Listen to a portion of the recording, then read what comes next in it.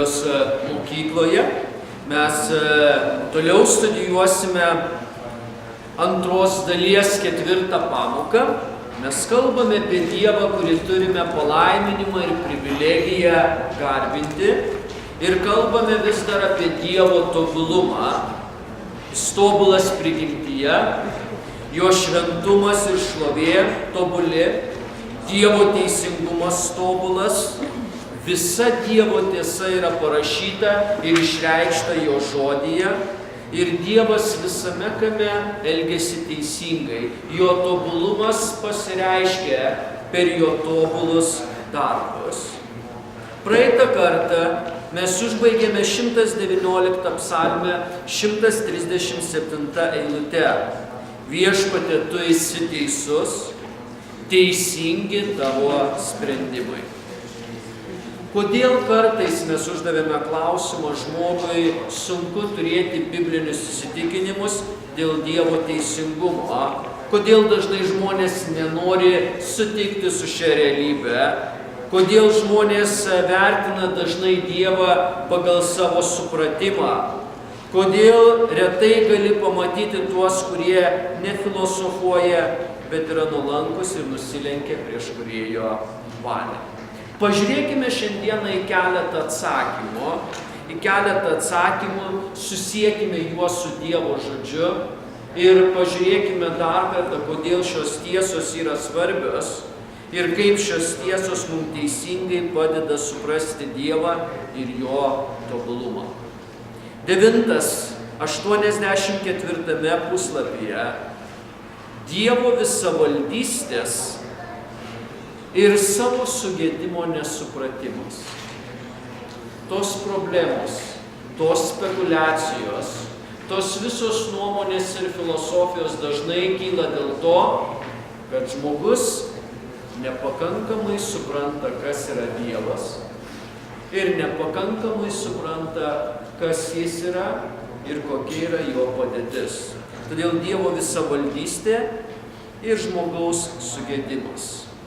A mažytė raidė. Mes dažnai užmirštame, kad Dievas kaip kūrėjas turi visas teises į viską. Mes dažnai užmirštame, kad Dievas kaip šios visatos kūrėjas, kaip tas, kuris viską sukūrė, jis turi teises absoliučiai viską, 100% į viską. Kur kyla problema? Žmogus dažnai pradeda galvoti, kad daugą jisai turi teises. B mažytė raidė. Kada tvirtiname, kad Dievas elgiasi neteisingai, užmirštame faktą, ne mes sukūrėme Dievą, o jis mūsų sukūrė. Kada pradedame tvirtinti, kada Dievas kaip kuriuose srityse elgiasi neteisingai, mes užmirštame faktą, tas faktas yra tiesa, kad Dievas sukūrė kiekvieną čia esantį, o ne mes jį sukūrėm. C mažytė raidė. Kadangi Dievas yra kūrėjas, būtent jis viską sustatė, kaip man reikalinga. Kadangi jisai yra kūrėjas, kadangi jisai sukūrė šitą visatą, kadangi jam priklauso visos teisės, tai jis yra tas asmuo, kuris sustatė taip viską, kaip manė reikalinga. D. Visa tai jo teisės, dėl kurių niekas negali ginčytis. Visa tai, ką Dievas padarė, viskas priklauso jam. Visa tai jo teisės ir nei vienas žmogus neturi teisės dėl to ginčytis. E mažytė raidė. Bet net ir tikintieji dažnai galvoja, kad Dievas turi daryti tai, ką jie nori. dažnai tikintieji pradeda galvoti, kad Dievas visada turi daryti tai, ko jie užsinori. Pirmas su skliausteliu. Kartais net ir krikščionis sako, kad įsižeidė ant Dievo. Kartais net ir krikščionis sako, kad įsižeidė ant Dievo. Pastorius Kolomycevas savo knygoje Pridytieji paklonimse 104 puslapyje duoda pavyzdį. Viename giesmynų rinkinyje, kuris vadinasi krikščioniški himnai, atsitiktinai radau žodžius vienos giesmės, kurie labai aiškiai iliustruoja šį liūdną faktą. Autorius, kuris parašė vieną iš tų giesmių, šitoje giesmėje sako: su nuoskauda žvelgiu į dangų, oi, kodėl Dievas nedavė žmonėms sparnų. Kartais net įdomu pasidaro, kaip krikščionis pradeda sakyti, naudoti, kalbėti kai kurias frazes. Ar mums dabar reikia įsižeisti, kad Dievas nedavė sparnų? Ar Dievas galėjo padaryti tai, ką Jisai norėjo? Ir jeigu jūs teologinėje tiesoje sutinkate, kad Dievas turi teisę daryti, ką norėjo, tai Dievas jau seniai žinojo amžinybės praeityje, kad mums geriau sparnų neduoti. Todėl kartais net žmonės gali būti nesąmoningai, net nepamastydami, kartais gal sąmoningai ir pamastydami, pradeda įsižeidinėti ant Dievo, ir tai vyksta net ir bažnyčiose, kada mes nei vienas neturime tokios teisės daryti. Kasgi mes esame tokie, kad ginčytume su tuo, kuris sukūrė visatą. Antras su skliausteliu. Net krikščionis dažnai nori būti dėmesio centre. Net krikščionis dažnai nori būti dėmesio centre. Trečias. Dažnai užmirštame, kad visko šeimininkas ir viešpats yra tik Dievas. Mes labai dažnai užmirštame, kad visko šeimininkas ir visko viešpats yra tik Dievas. Paimkite, prašau, Biblijas į rankas, atsiverskite kartu su manim pirmą laišką Korintiečiams, 4 skyrių, pirmas laiškas Korintiečiam, 4 skyrius.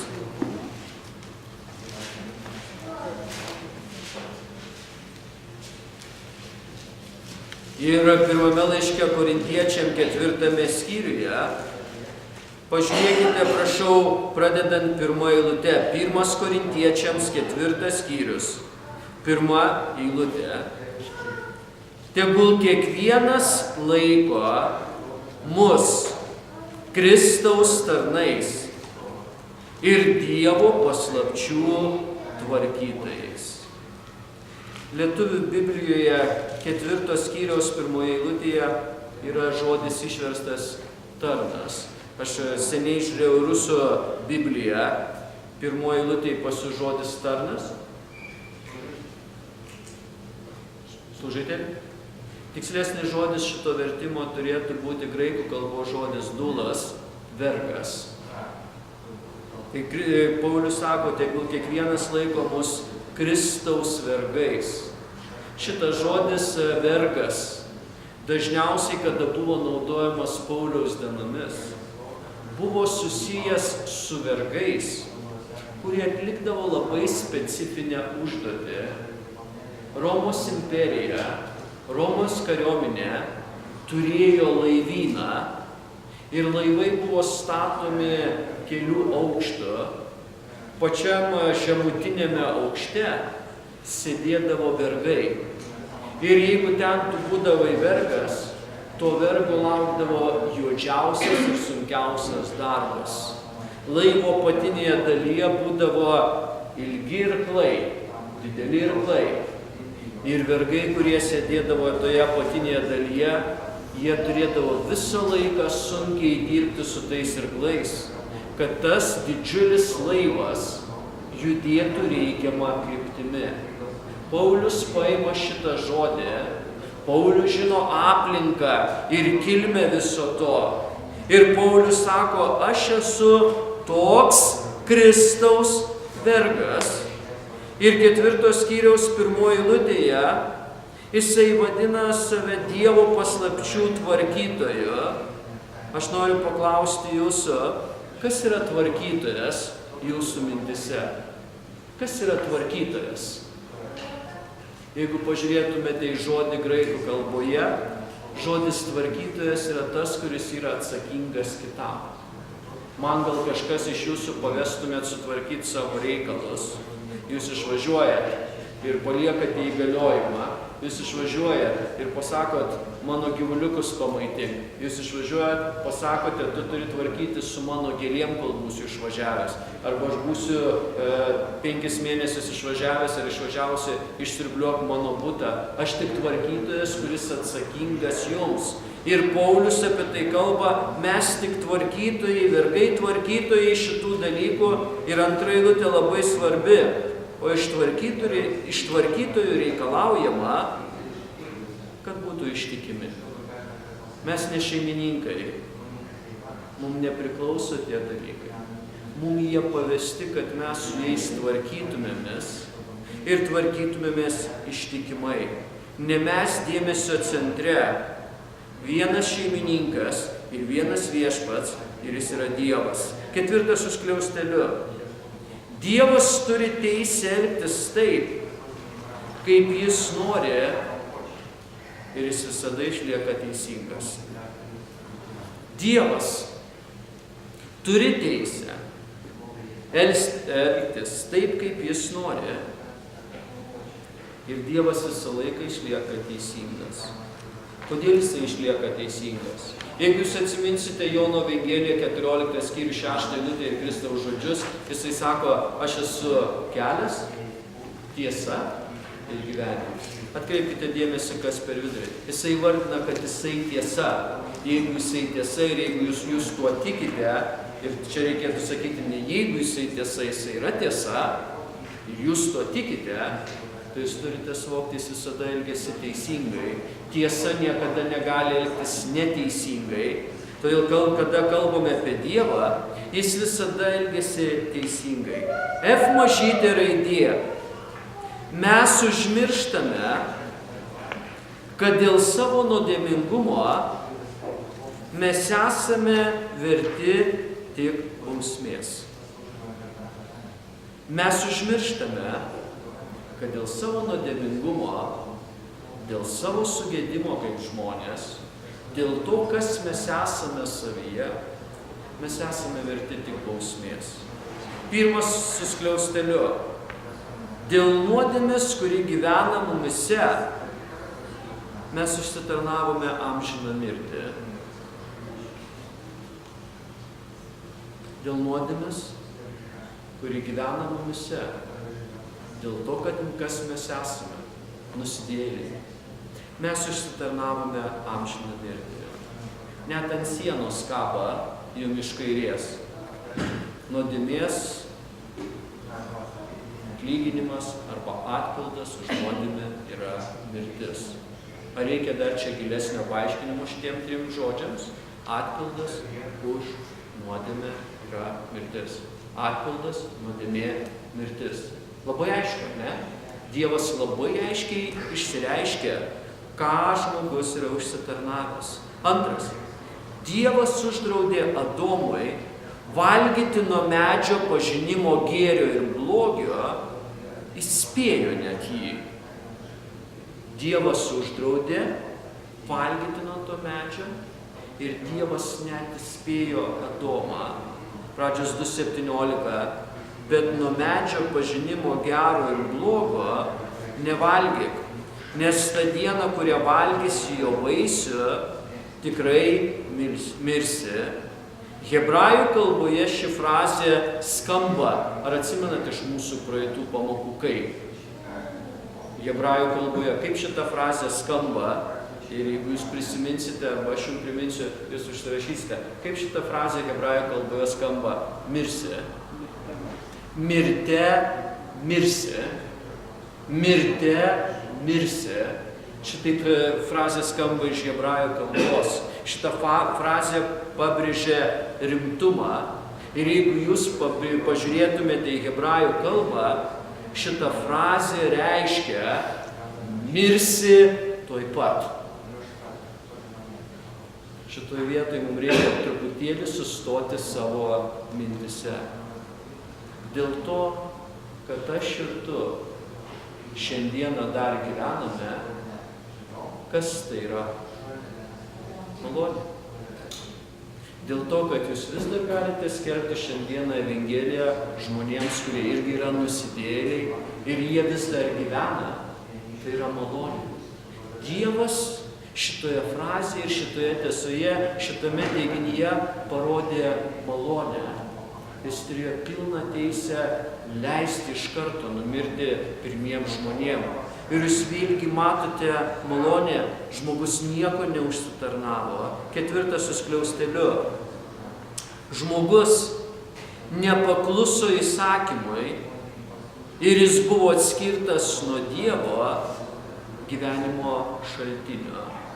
Kada žmogus sąmoningai nepakluso Dievui ir padarė tai, ką jisai norėjo padaryti, nusidėjo valgydamas vaisių, jis buvo atskirtas nuo Dievo gyvenimo šaltinio.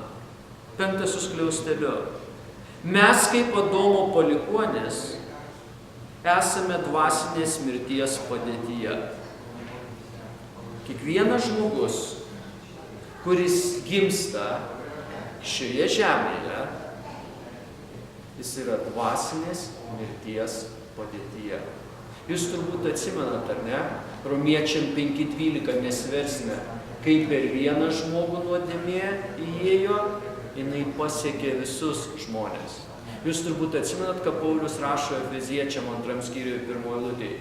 Buvote mirę savo nusikaltimais ir nuodėmėmis.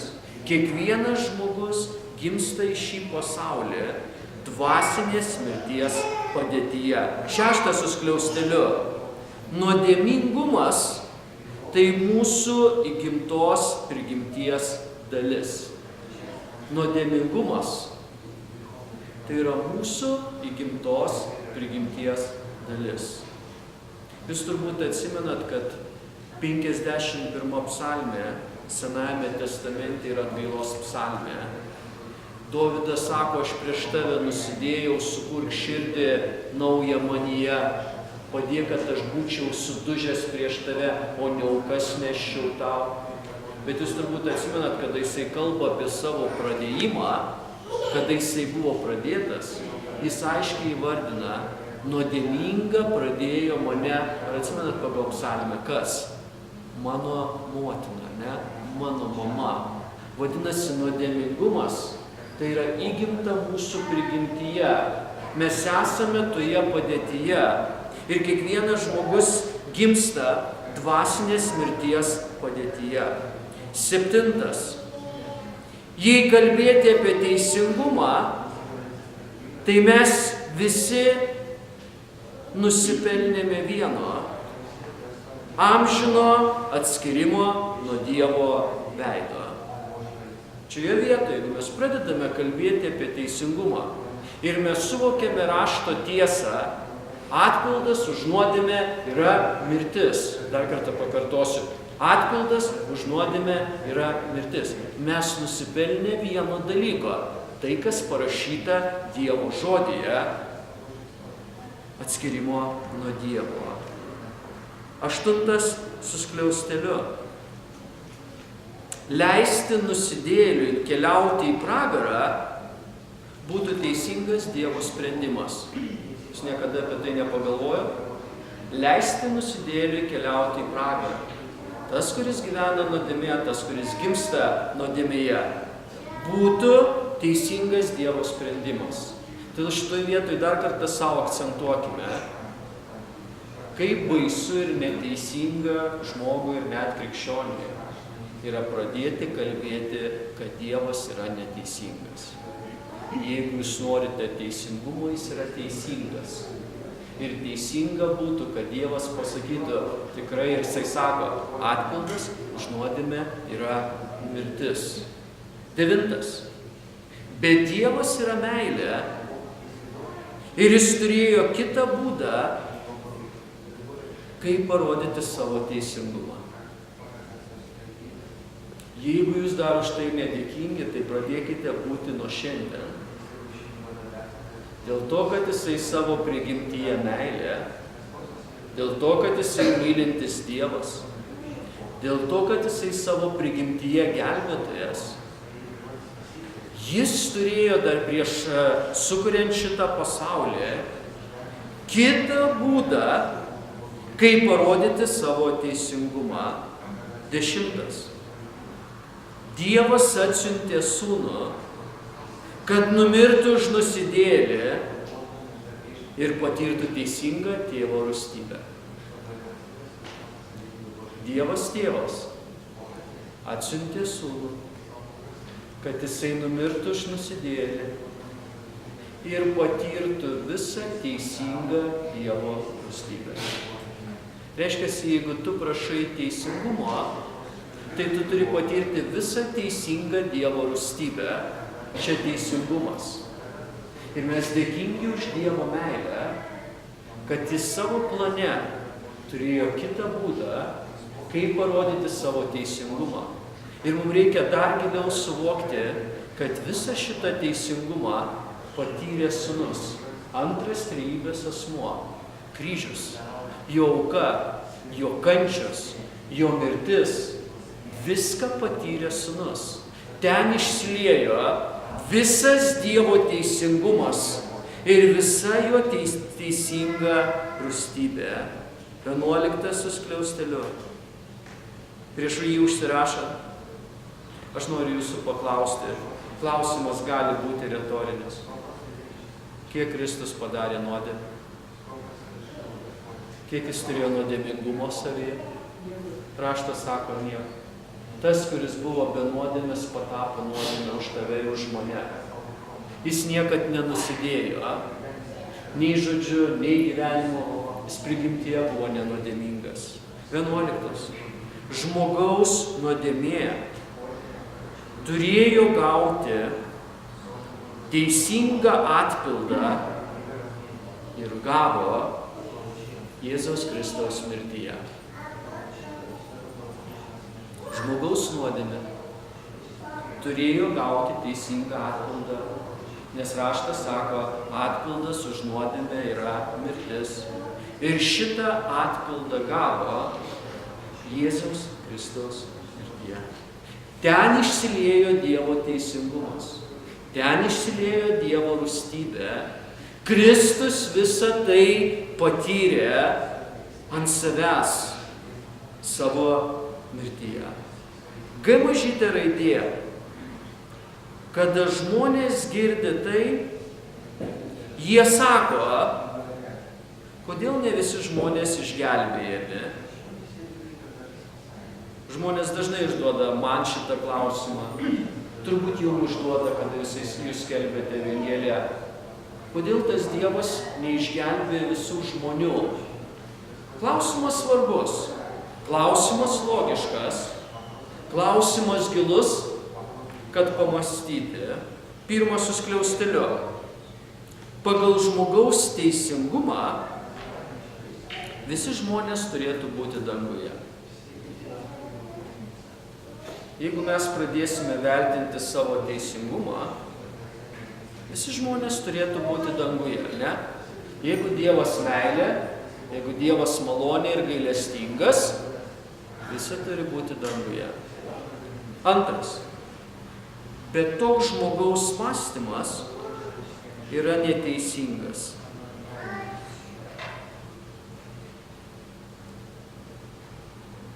Bet toks žmogaus mąstymas yra neteisingas.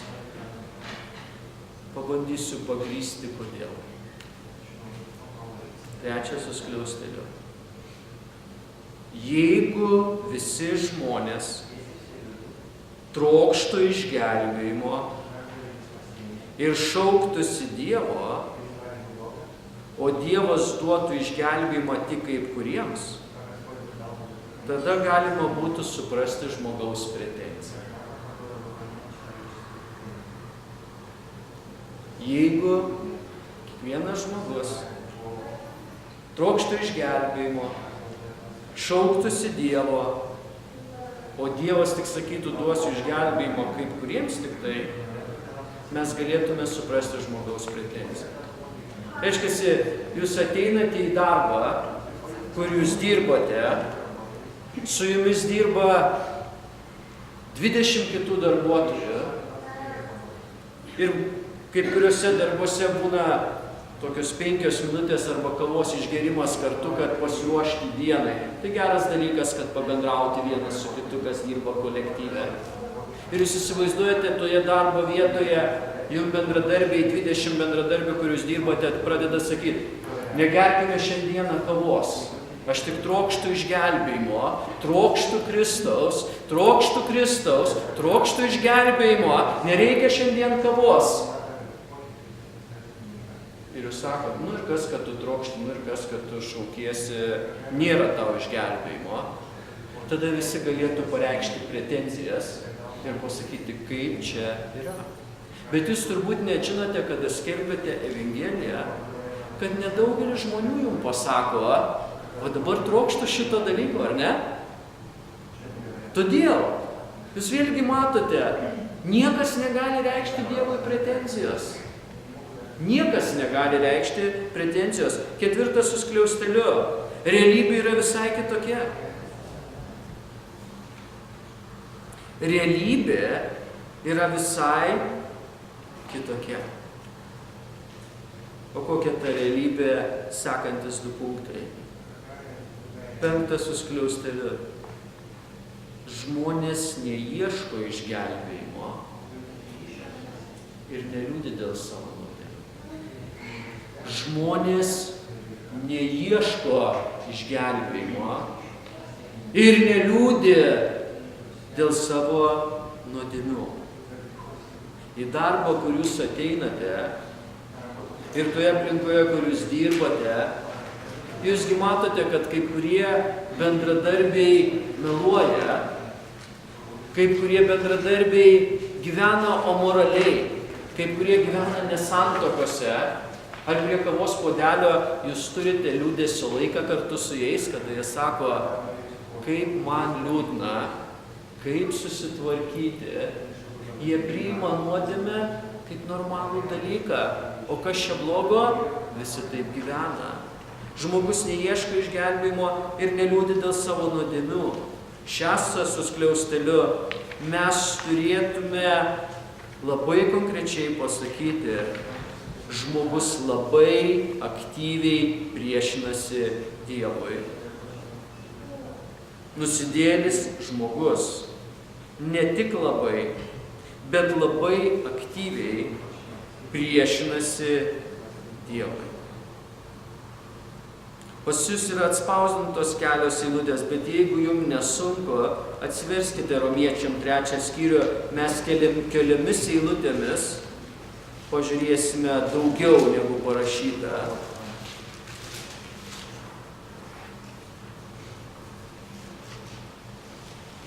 Romiečiam 3 skyrius. Pradėkime nuo 9 eilutės. Tai kągi, ar mes turime pirmenybę?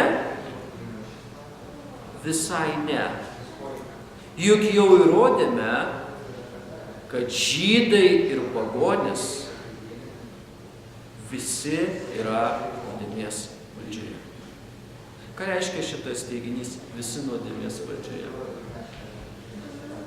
Tai reiškia, kad nuodėmingas žmogus nuodėmės valdžioje daro tai, kas yra toje sferoje. Tu esi toje valdžioje. Tu esi nuodėmės vergas, kol esi be Kristaus.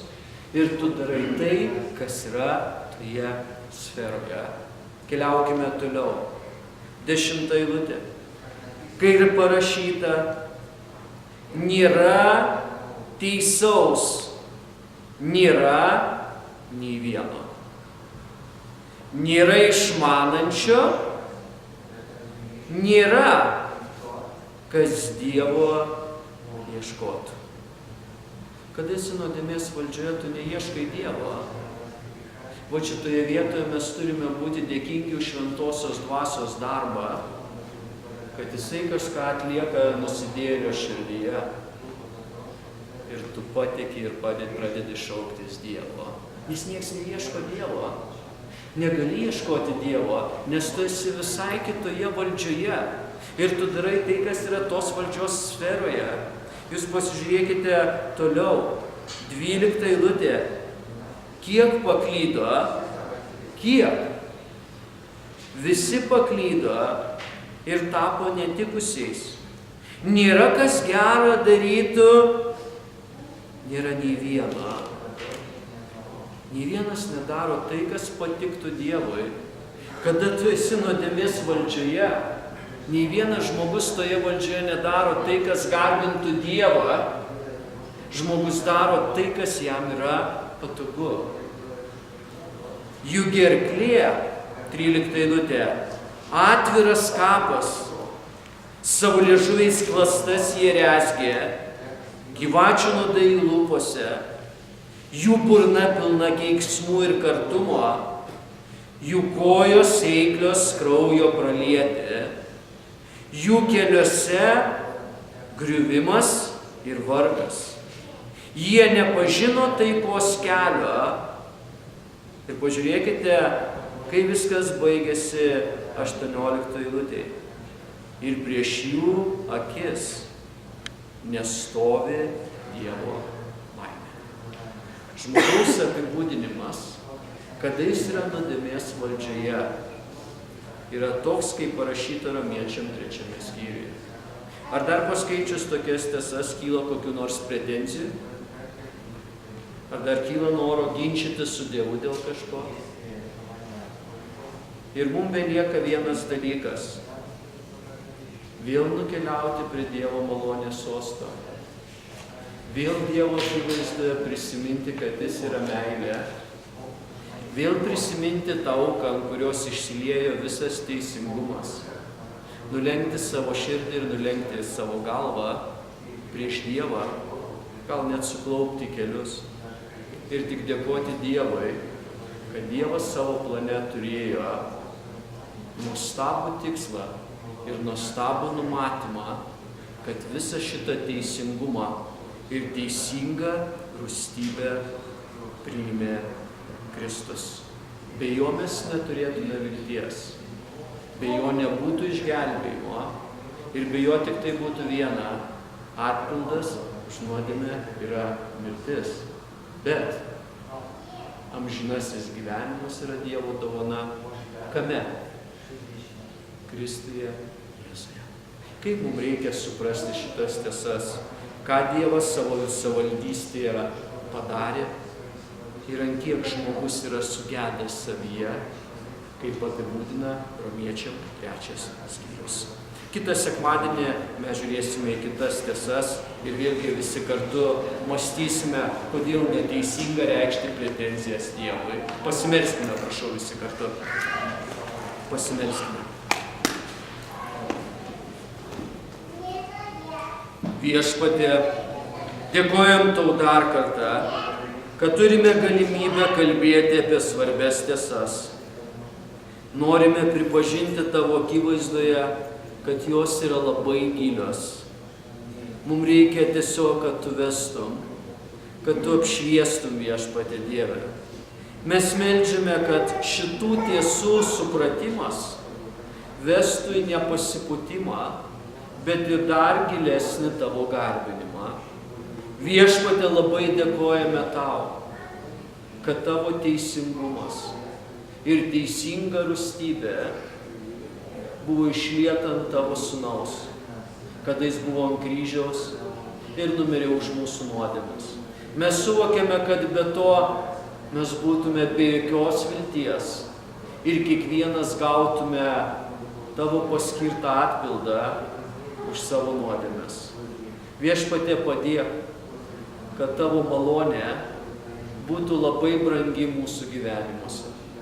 Padėk kiekvienam tikinčiajam vertinti ir branginti Evangelijos tiesą, Viešpatie. Vesk mus, vadovauk, padėk mums suprasti teisingai dalykus ir padėk skelbti tavo nuostabią Evangeliją neišgelbėtiems žmonėms, kuri vienintelė turi jėgą išgelbėti.